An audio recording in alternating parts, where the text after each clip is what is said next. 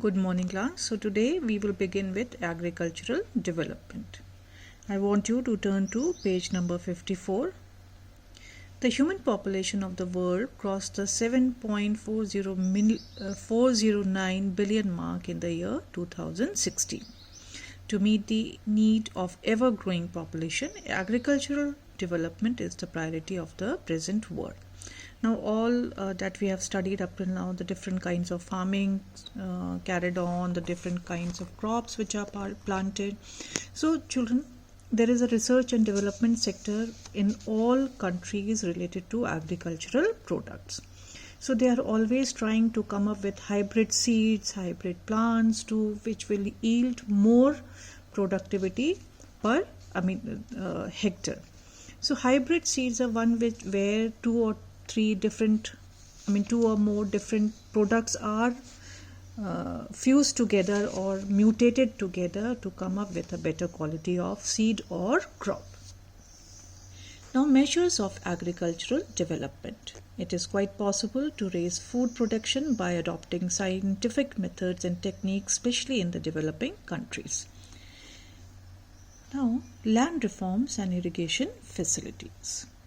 The government introduced land reforms and improved consolidation of land holding. Consolidation means uniting of small farmers coming together so that, see what happens when small land holdings, they form into one big tract of land, then production is easier, machines can be used, and people pool in their resources, not just human but capital inflow also. The status of farmers promoted the use of better farm machines and provided irrigation facilities through construction of dams. So dams were also constructed so that when there is a drought or rain is inadequate, then these fields can be irrigated with the help of the water which is there saved in the reservoirs of the dams. On the administrative side, prices of agricultural products were also established. Now, if I being a farmer am cultivating any particular crop, it can be onion, potatoes, wheat, rice. So doesn't matter, depending on the quality of my product, I will get a certain amount of price from the government as well as from the private merchants. There cannot be any bias. The private merchants or government middlemen cannot buy product from me at their own whim and fancy or at their own fancy prices. They have to pay me a certain amount. So this also has helped a lot. The farmers, they are earning a decent amount of money these days. Now coming to meat and milk products. In the earlier decades, not much attention was given to the development of meat and milk products, especially in developing countries. So they were concentrating more on subsistence farming, especially grains and fruits and vegetables. So because they were more concentrating more on providing for the people of their nation. Now that fast movement of transport and refrigeration facilities is available worldwide, meat and milk products are entering into the international markets on a large scale. But now the network of roads has improved. Good quality roads. We have expressways. We have highways, where a product, once it is bottled or it is tinned, it is put into refrigerated containers and it is shipped worldwide. So this also has shifted the focus from food grains and other products to meat and milk products. With the rising demand, factory-like methods are now being applied in rearing meat and milch animals. Milch animals are cattle, milk-producing cattle. India also benefits from this experience. We all know about the cooperative society called Amul. Now, health of farmers. Another very important factor in increasing the productivity, grain or food productivity of the country is the health of farmers. Attention is now also paid to health of farmers so that they become efficient producers of this vital commodity. Vital important commodity. Why? Because to survive, to live a healthy life, we all need proper nourishment in the form of different types of food. Food crops grown, vegetables and fruits.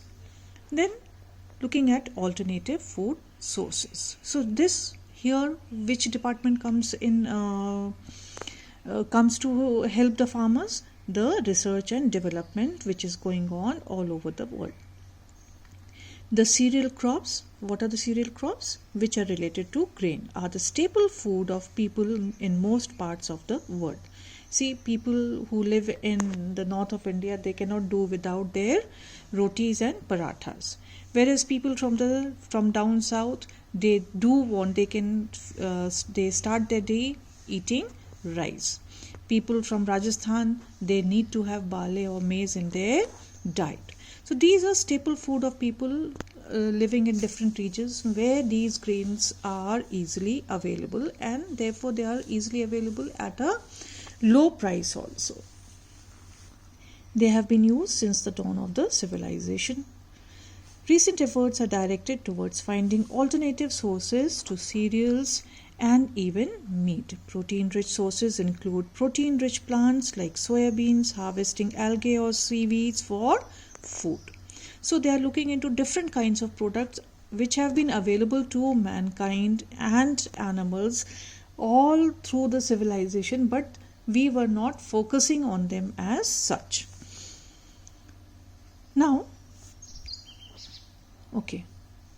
cultivating bacteria, yeast and fungi, as well as obtaining food from various other plant sources to meet the needs of an expanding human population. Children, you must have seen that ad on television, Yakult. So what is bottled in that Yakult? It is the good bacteria which helps our gut, and then therefore it helps our general health. Now coming to Green Revolution. Green Revolution is a packaged technology introduced in the developing nations like India to improve productivity and attain food security. What is food security? That the nation or a particular region is producing enough food to provide for its citizens. The high yielding varieties, seeds, raised rice and wheat production in many Asian countries many times more. So high yielding varieties, from where do they come? These are the hybrid seeds. The first Green Revolution of 1960 was mainly confined to northwestern parts of India. It is said, children, if you go towards Rajasthan, especially Rajasthan, then you will not find the desert over there, where for kilometers to end you will see only sand dunes. Wherever you go, you will find small thorny bushes. So I am not talking about that cash crops or food crops were grown.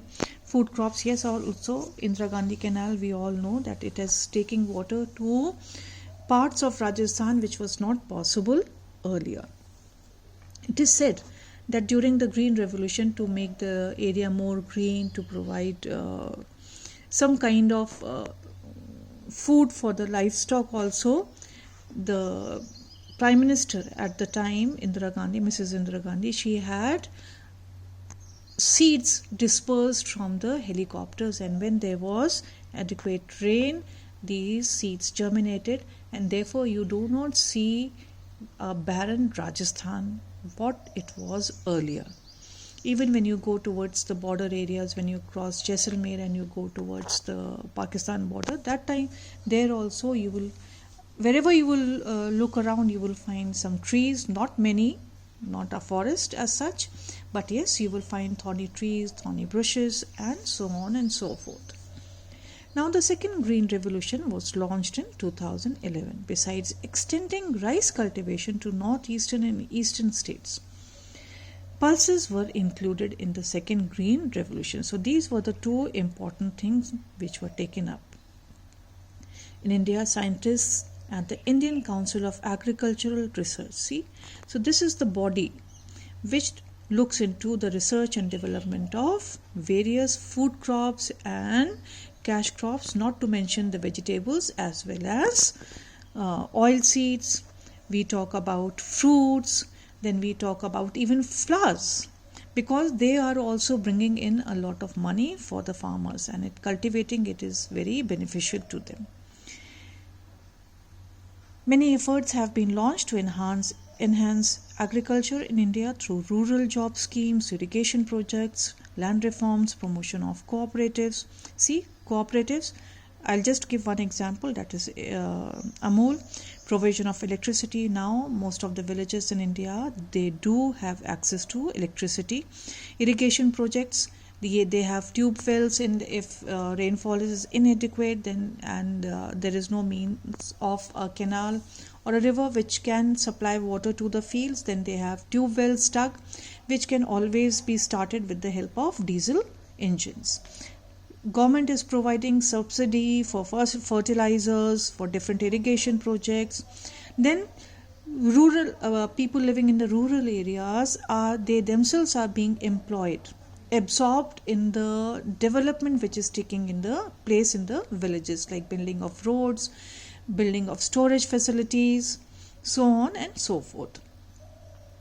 Facilities of cheap credit from banks and financial organizations introducing technology and machines help the Indian farmers to sustain a steady growth. Now the farmers, everybody has access to some kind of data. Everybody has Android phones these days. They are coming very cheap, so even the farmers can afford it. And they have apps where the farmers are taught which, according to, based on the climate and the quality of the soil in the area where they live, what kind of crops they can grow, what kind of seeds are available in the market. So farmers, the government is helping the farmers. They are also providing financial aid. Farmers can take loans, and where the interest is not very high. So children, with this we have come to the end of the chapter. I want you to give this chapter a thorough study, because there are a lot of important information over there. Lot of information is there, and all is important. You need to by heart everything. Now coming to page number 56, let us quickly do the objective type questions. Please make sure you do it in your textbooks.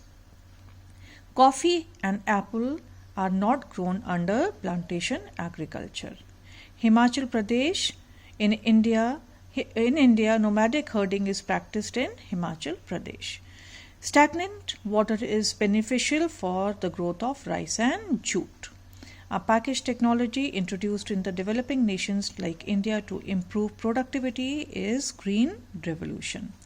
Livestock rearing and commercial grain farming carried out together is called mixed farming. Now fill in the blanks. Tea and coffee are the two beverage crops grown under plantation farming in India. Jhumming is the shifting agriculture in the northeastern states of India. Vegetables and fruits are types of cash crops. India and Brazil are the two leading producers of sugarcane in the world. Alluvial soil is best suited for rice. Now coming to true or false. Where the statement is true, false, children, make sure that you underline that particular word and write why it is false. Cash crops are produced through subsistence farming. False. Food crops are produced. Oil seeds are commercially grown. True. Green Revolution is introduced in India to sustain food security. True.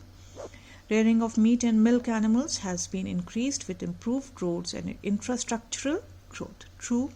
India is the largest producer of cotton. False. India is one of the largest producer of cotton. So there are other countries also which produce cotton on a large scale. So children, I want you to give this chapter a thorough study. Start learning it. It is very important. It will help you in further classes as well. Something which you have not understood, we'll discuss it once the school reopens. Thank you.